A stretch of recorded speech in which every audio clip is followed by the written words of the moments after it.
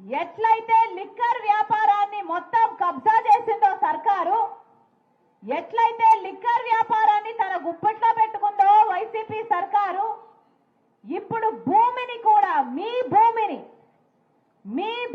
మీ పొలాలను మీ ఇళ్లను ఆ భూమిని కూడా వాళ్ళ గుప్పిట్లో పెట్టుకునే ప్రయత్నం చేస్తుంది వైసీపీ సర్కార్. ఎట్లయితే లిక్కర్ ను సర్కారే నడుపుతుందో ఇక భూ కబ్జాలు కూడా సర్కారే చేస్తుందట. సర్కారు ఎవరినైతే అపాయింట్ చేస్తుందో అంటే సర్కారు ఒక మనిషిని వాళ్ళ మనిషిని అపాయింట్ చేస్తుందట. ఈ భూమికి సంబంధించిన అన్ని పర్మిషన్లు ఆ మనిషే ఇయ్యాలట. అంటే మీ భూమిని మీ పిల్లలకి రాయాలన్నా ఆ మనిషి పర్మిషన్ ఇయ్యాలట. మీ భూమి మీరు తాకట్టు పెట్టాలన్నా సర్కారు మనిషి పర్మిషన్ ఇయ్యాలట. అంటే మీ భూమి మీది కాదు, సర్కారు చేతుల్లోకి పోతుందన్నమాట.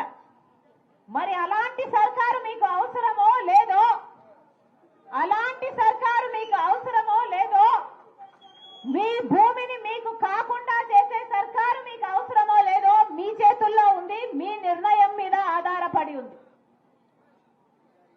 మీకు క్లియర్ గా అర్థమయ్యేది, అర్థం కావాల్సింది ఎలాగైతే లిక్కర్ సర్కారు చేతుల్లో ఉందో మీ భూమి కూడా సర్కారు చేతుల్లో ఉంటుంది.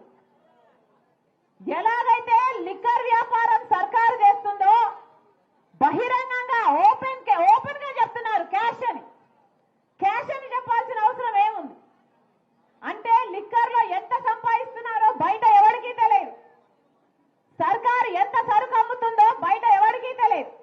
మొత్తం లిక్కర్ మాఫియా ఈ క్యాష్ అంతా మళ్ళీ ఈ నాయకులకే, వైసీపీ నాయకులకే పోతుంది.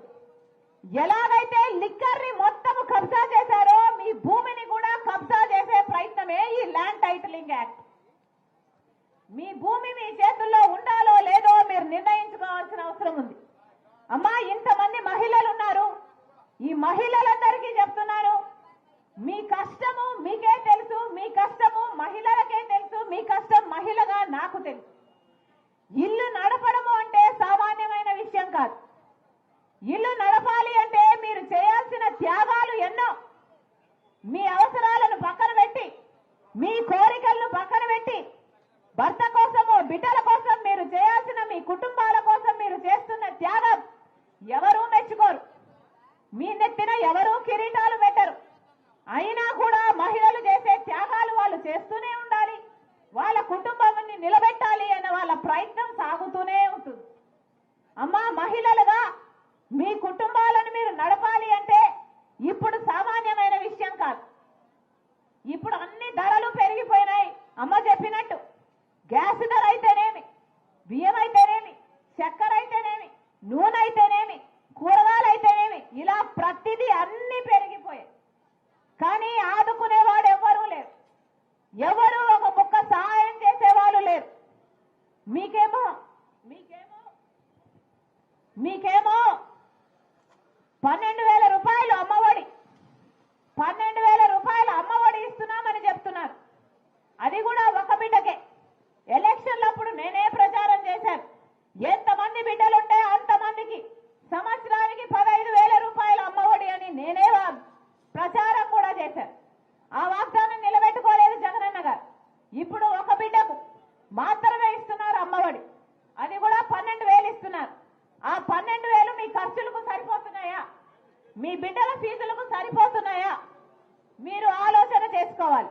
అంటే ఒక చేత్తో మట్టి చెంపిస్తున్నారు, ఇంకో చేత్తో వెండి చెంబు తీసుకుంటున్నారు.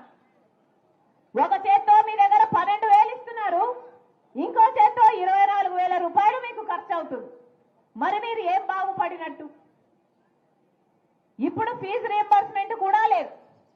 బిడ్డలు పెద్ద చదువులు చదవాలి అంటే కూలీ నాలీ చేసుకునో అప్పు సప్పో చేసో మీ బిడ్డలు చదివించాలి.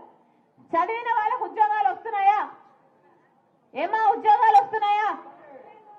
ప్రతి జనవరి 1న జగనన్న గారు జాబ్ క్యాలెండర్ విడుదల చేస్తాను అన్నారు.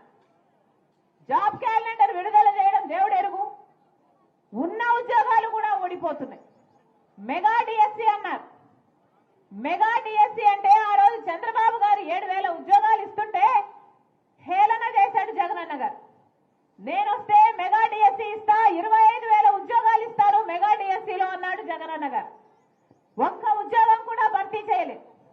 ఈ రోజుకి 30,000 టీచర్ ఉద్యోగాలు ఖాళీగా ఉన్నాయి. ఇప్పుడు ఎలక్షన్లు వస్తే ఇప్పుడు గుర్తొచ్చిందా? ఇది మెగా డిఎస్సి ఇవ్వాల్సిన వీళ్ళు ఇప్పుడు ఒక దగా డిఎస్సి ఇచ్చారు. ఇప్పుడు కేవలం 6,000 ఉద్యోగాలు భర్తీ చేస్తారట. మరి ఇది ఎలక్షన్లు స్టంట్ కాకపోతే మరి ఏమిటి? మీ ఓట్ల కోసం కాకపోతే, మిమ్మల్ని మోసం చేయడం కాకపోతే ఇది ఏమిటో మీరు ఆలోచన చేసుకోవాలి. ఒక పక్కేమో ఖర్చులు ఎక్కువైపోయాయి, ఒక పక్కేమో బిడ్డలకు ఉద్యోగాలు లేవు. పోనీ ప్రైవేట్ గా చేసుకుందాము అంటే పరిశ్రమలు లేవు.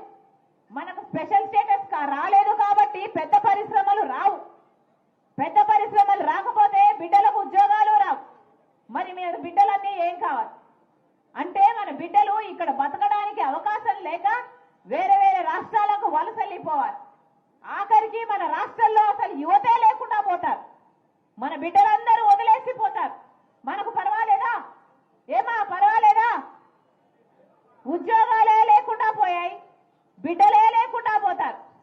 పోనీ మనమన్నా సరిగ్గా బతుకుదాము అంటే ఎంతమందికి ఇల్లులు వచ్చాయి? ఎంతమందికి ఇల్లులు వచ్చాయి? ఒక్కరన్నా చేయలేపండమ్మా, మీకు ఇల్లు వస్తే అంటే ఒక్క చెయ్యి కూడా లేపడం లేదే. ఒక్కరికంటే ఒక్కరికి జగనన్న గారు వాగ్దానం చేసింది 25 లక్షల పేదలకు ఇల్లులు కట్టిస్తానని చెప్పాడు. ఎన్ని కట్టారు? ఎంతమందికి ఇల్లు వచ్చింది అంటే ఒక్కరు కూడా చేయలేపడం లేదే. మరి మాట నిలబెట్టుకున్నట్టు ఇది ఎలా అవుతుంది? మహిళలు కూడా ఆలోచన చేయాలి. ఈ సర్కారు చేస్తున్న దగాకు ఎవరు మోసపోకండి. అమ్మా, ఓట్లు అన్నది మీ చేతిలో ఉన్న ఏకైక ఆయుధం. ఓటు అన్నది మీ జీవితాలను మార్చే ఆయుధం. 5 సంవత్సరాలకు ఒక్కసారి మాత్రమే ఈ ఆయుధం మీ చేతుల్లోకి వస్తుంది. ఆలోచన చేసి ఓటు వేయండి. మీ జీవితాలు ఎలా మారుతాయి, మీ బిడ్డల భవిష్యత్తు ఎవరి చేతుల్లో ఉంటే బాగుపడతాయి అని ఆలోచన చేసి ఓటు వేయండి. ఇలా లిక్కర్ మాఫియా, చుట్టుపక్కల ఉన్న శాండ్ మాఫియా, మైనింగ్ మాఫియా, ఇలా మీ భూమిని కూడా కబ్జా చేసే ఈ చెత్త ఆలోచనలు ఉన్న ప్రభుత్వం పోతేనే మన బిడ్డలు, మీరు, మీ భవిష్యత్తు బాగుంటుంది. మళ్ళీ చెప్తున్నాం తల్లి, ఇది ఓట్ల సమయం. లీడర్లు వస్తారు, అన్ని పార్టీల లీడర్లు వస్తారు, మీకు డబ్బులు ఇస్తారు. మాకు ఓట్లేయండి ఓట్లేయండి అని అడుగుతారు. ఏమా ఇస్తారా? ఎవరు డబ్బులు ఇచ్చినా తీసుకోండి.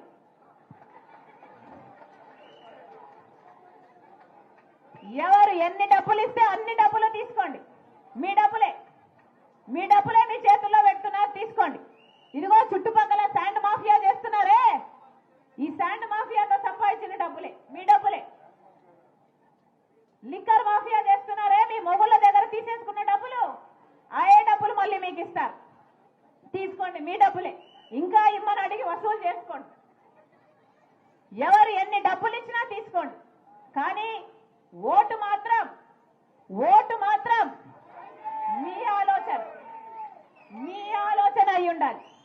మీరు మనసు పెట్టి, మీరు మైండ్ పెట్టి ఆలోచన చేయండి. ఎవరైతే మనకు ప్రత్యేక హోదా వస్తుంది, ఇట్లా జగనన్న గారైనా టీడీపీ అయినా, వీళ్ళిద్దరూ బీజేపీ పార్టీకి అమ్ముడు పోయారు. మొదటి 5 సంవత్సరాలు చంద్రబాబు గారికి అవకాశం ఇచ్చి చూశారు.